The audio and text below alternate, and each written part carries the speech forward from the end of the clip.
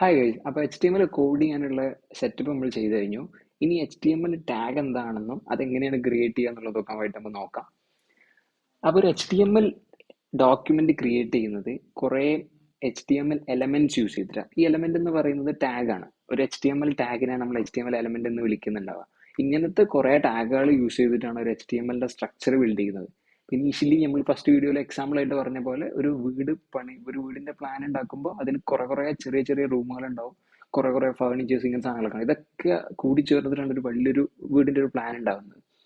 അപ്പോൾ അതേപോലെ ഈ ചെറിയ ചെറിയ സംഭവങ്ങൾ ക്രിയേറ്റ് ചെയ്യാൻ വേണ്ടി യൂസ് ചെയ്യുന്ന ഒരു എലമെന്റ് ആണ് ടാഗ് എന്ന് പറയുന്നത്. അങ്ങനെ ആലോചിച്ചാൽ മതി.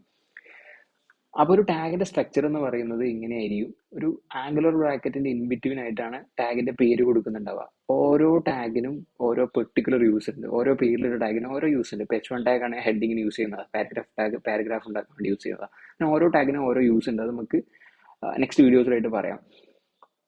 അപ്പോൾ ഒരു ടാഗിന്റെ ഫസ്റ്റ് സാധനം ഒരു ലെസ് ദാൻ സിമ്പലും, പിന്നെ അത് ആ ടാഗിന്റെ പേരും, പിന്നെ ഒരു ഗ്രേറ്റർ ദാൻ സിമ്പലും. ഇങ്ങനെയാണ് ഒരു ടാഗിന്റെ ഒരു സ്ട്രക്ചർ ഉണ്ടാവുക. ഓപ്പണിംഗ് ടാഗ് ആണ് ഇത്.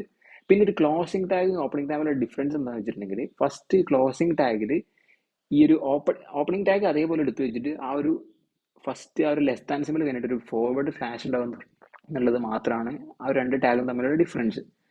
പിന്നെ ടാഗിൽ എക്സ്ട്രാ ആയിട്ട് നമ്മൾ കൊടുക്കുന്ന ആ ടാഗിനെ കുറിച്ചുള്ള എക്സ്ട്രാ ഡീറ്റെയിൽസിനാണ് നമ്മൾ ആട്രിബ്യൂട്ട്സ് എന്ന് വിളിക്കുക. ആ ടാഗിനെ കുറിച്ച് കൂടുതലായിട്ട് കൊടുക്കുന്ന ഡീറ്റെയിൽസിന്.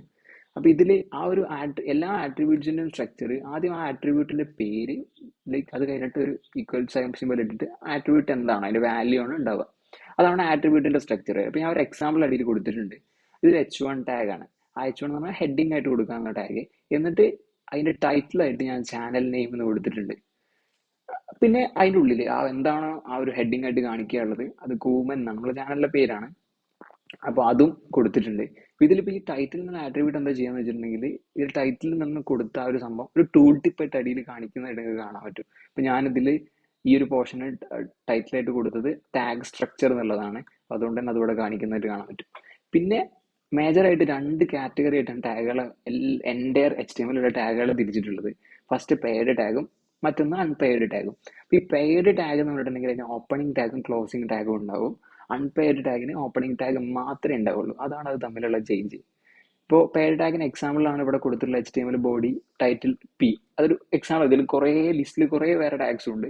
അതുപോലെ അൺപെയ്ഡ് ടാഗിന് എക്സാമ്പിളാണ് BR, HR, image, input, Meta എന്നൊക്കെ പറഞ്ഞിട്ട്. ഇതിലും കുറേ സാധനങ്ങളുണ്ട്. റെഫർ ചെയ്യാനുള്ള ലിങ്ക്സ് ഒക്കെ ഡിസ്ക്രിപ്ഷനിൽ പ്രൊവൈഡ് ചെയ്തിട്ടുണ്ട്. സമയമുള്ളവർക്ക് ചെക്ക്ഔട്ട് ചെയ്ത് നോക്കാം. അപ്പോൾ ഇതിലൊരു എക്സാമ്പിൾ ആയിട്ട് ഇപ്പോൾ കൊടുത്തിട്ടുള്ള H1 ടാഗ് പെയ്ഡ് ടാഗ് ആണ്. അപ്പോൾ നിങ്ങൾക്ക് ഈ കോഡിൽ ഈ ഒരു ഡോക്യുമെന്റിന്റെ കോഡിൽ തന്നെ നോക്കിയാൽ കാണാം H1 ടാഗ് ഇതിലുണ്ട്. അതൊരു പെയ്ഡ് ടാഗ് ആണ്. BR ഒരു ഓപ്പണിംഗ് ടാഗ്, ഒരു അൺപെയ്ഡ് ടാഗ് ആയതുകൊണ്ട് തന്നെ ഓപ്പണിംഗ് ടാഗ് മാത്രമേ ഉള്ളൂ. സോ ഇത്രയാണ് HTML ടാഗ് എന്താണെന്നോ അതിന്റെ സ്ട്രക്ചറിനെ കുറിച്ചും പറയാനുള്ളത്. നെക്സ്റ്റ് വീഡിയോയിൽ നമുക്ക് ബോഡിയിലും ഹെഡ് പോർഷനിലും യൂസ് ചെയ്യുന്ന ഡിഫറെന്റ് ടാഗ്സിനെ കുറിച്ച് ഡിസ്കസ് ചെയ്യാം. അതാണ് HTML എല്ലാമായിട്ടുള്ള സംഭവം. So thanks.